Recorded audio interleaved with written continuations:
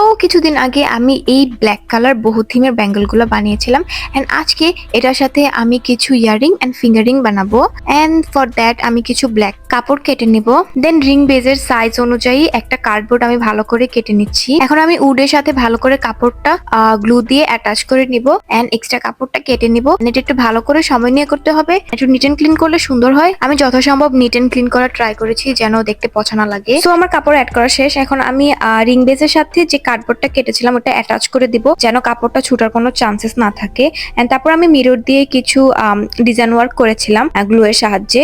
And তারপরে মিডলটা ফাঁকা লাগছিল, দ্যাটস ওয়াই আমি একটা পাতি বসিয়েছিলাম এখানে। পরে আমি এখানে একটা কুন্দন ইউজ করেছিলাম। সো বেস তো শেষ। এখন হচ্ছে আমি রিংটা অ্যাটাচ করার জন্য দুই টাইপের গ্লু আমি ভালো করে অ্যাপ্লাই করে দেন এটা কিছুক্ষণ শুকানোর জন্য টাইম দিব। এন্ড ইয়ারিং এর জন্য সেম প্রসেস আমি ফলো করেছি।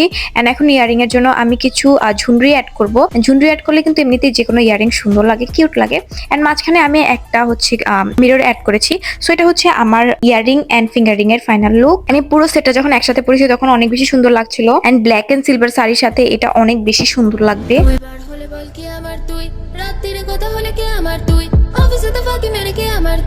খালি পথে হাত ধরে কে আমার তুই, রবিবার হলে বল কি আমার তুই, রাত্রিরে কথা হলে কে আমার তুই, অফিসে তো ফাঁকি মেরে কে আমার তুই, খালি পথে হাত ধরে কে আমার তুই।